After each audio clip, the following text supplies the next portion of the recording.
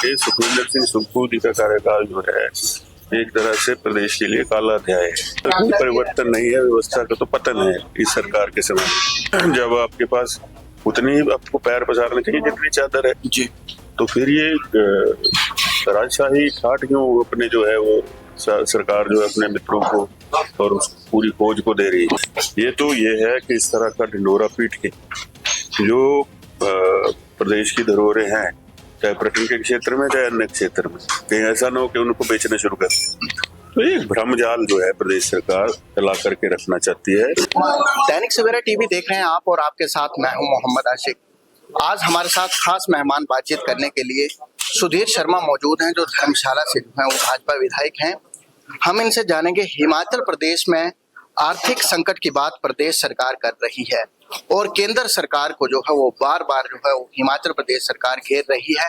Sir, आप इसे कैसे देखते हैं? सबसे पहले तो आपका दैनिक सवेरा टीवी में बहुत बहुत स्वागत। धन्यवाद सर। जिस तरीके से हिमाचल प्रदेश सरकार बार बार केंद्र सरकार को जो है वो घेरने का काम कर रही है, आर्थिक संकट की बात कर रही है, आप इसे कैसे देखते हैं?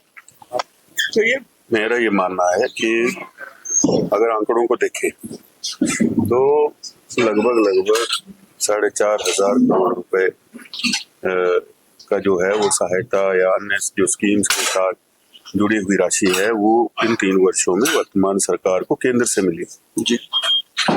इसके अलावा जो है वो अनटाइड ग्रांट इन एड, तो इनके अंतर्गत भी पैसा मिला। उसके बाद जो आपदा आई उसके लिए अलग से जो है वो सहायता केंद्र ने की है। लेकिन फिर भी ये बात कहना कि अगर रेवेन्यू डेफिसिट ग्रांट बंद हो गई तो भेदभाव हिमाचल के साथ हो गया, तो 17 प्रदेशों की बंद हुई है।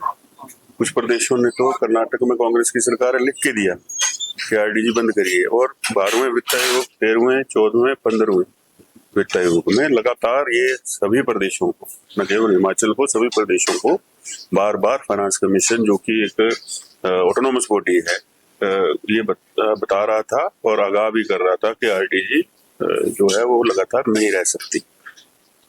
अब एक तरफ से तो फाइनेंस सेक्रेटरी कहते हैं कि सब कुछ बंद करना पड़ेगा, दूसरे दिन मुख्यमंत्री स्टेटमेंट देते हैं सब कुछ चलता रहेगा। तो ये भ्रमजाल जो है प्रदेश सरकार चला करके रखना चाहती है और वास्तु स्थिति जो है वो प्रदेश की जनता को बताना नहीं चाहती। ये है कि इस तरह का ढिंडोरा पीट के जो प्रदेश की धरोहरें हैं, चाहे पर्यटन के क्षेत्र में चाहे अन्य क्षेत्र में, कहीं ऐसा ना हो कि उनको बेचना शुरू कर इसका वित्तीय संकट का हवाला दे करके। तो ये बिल्कुल सरकार की तरफ से कुप्रबंधन हुआ है। जब आप जाएंगे केंद्र से बात करने और मौके के जो अधिकारी हैं, चाहे सेक्रेटरी फाइनेंस है, चीफ सेक्रेटरी, उनको नहीं ले जा करके रिटायर्ड अफसरों को अपने साथ ले जाएंगे, तो ऐसा ही होगा।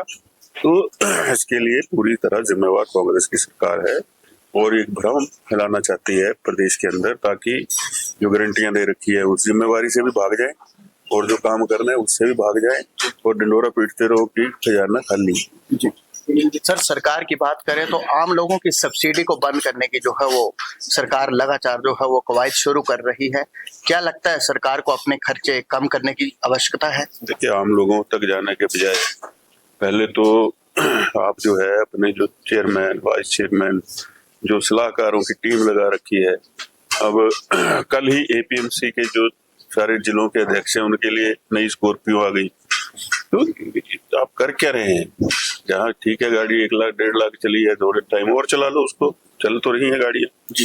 तो इस तरह के जो खर्चे हैं फिजूल खर्ची से बचना चाहिए।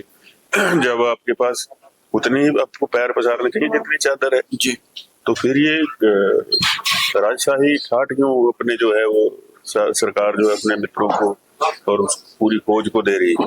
आम आदमी ने तो नहीं कहा था, आम आदमी ने तो सरकार चुने हुए लोग हैं, सरकार के अंदर मंत्री है और लोग विधायक है, उसके ऊपर जो है ऐसी पोस्टें क्रिएट कर देना और लोगों का उसका अतिरिक्त भार जो है अगर वित्तीय बोझ प्रदेश पर पड़ रहा है तो उसका संज्ञान पहले लेना चाहिए, बजाय कि आम आदमी के ऊपर जो है वो लाठी चलाएं। क्या लगता है सर, मुख्यमंत्री ठाकुर सुखविंदर सिंह सुक्खू के नेतृत्व में सरकार हिमाचल प्रदेश में किस तरीके से कार्य कर रही है? खासकर व्यवस्था परिवर्तन की बात करें तो व्यवस्था परिवर्तन को आप कैसे देखते हैं? कोई परिवर्तन नहीं है, व्यवस्था का तो पतन है इस सरकार के समय में। आप ये देखिए कि जिस सरकार के समय में पूरी की पूरी आर्थिकी चरमरा गई हो और निरंतर झूठ बोला जा रहा हो, गारंटियों के नाम पे, विकास के नाम पे, झूठे यूटिलाइजेशन सर्टिफिकेट तो केंद्र को भेज दिए कई स्कीमों के, जो धरातल पर नहीं उतरी कि ये काम हो गए हैं। तो जिन अधिकारियों ने दिए हैं वो डर रहे हैं कि कल कोई सूचना बाहर आएगी तो गाज उन पर आएगी।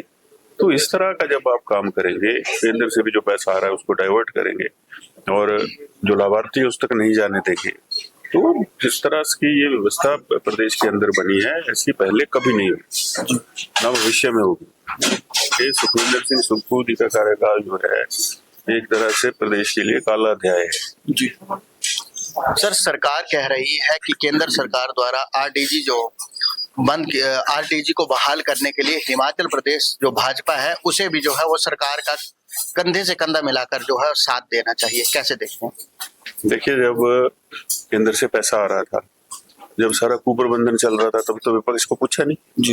यहाँ तक कि विधायक चुने हुए विधायकों की जो प्राथमिकताएं जाती हैं चुनाव क्षेत्र के लिए, नाबार्ड से वापस मंगवा करके मुख्यमंत्री खुद उसमें टिक लगाते हैं किसकी काम करना किसका नहीं करना। तब तो आप पूछते नहीं विपक्ष को। अब जो है आप विपक्ष को पूछ रहे हैं। आप पहले ये बताइए, आपने किस आधार पर ये कहा कि 2027 में आत्मनिर्भर हो जाएंगे? आपने किस आधार पर ये कहा कि 2032 तक सबसे अमीर राज्य जो देश का है वो हिमाचल प्रदेश होगा?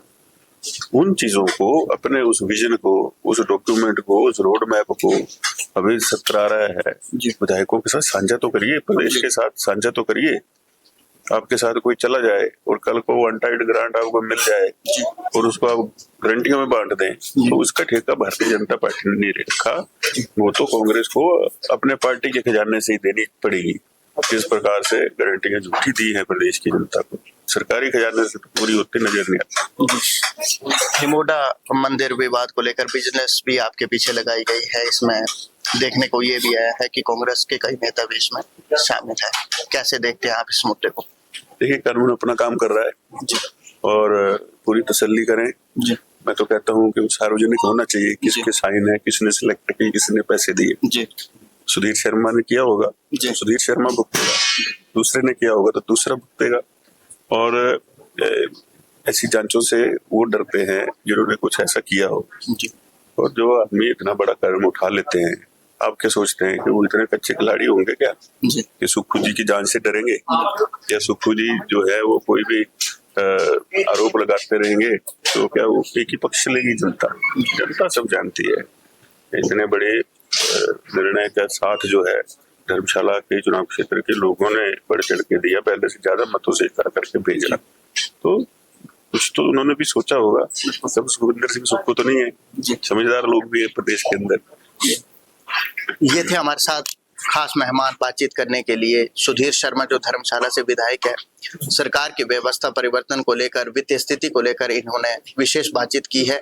आप देखते रहिए दैनिक सवेरा टीवी के लिए चंबा से मोहम्मद आशिक की रिपोर्ट।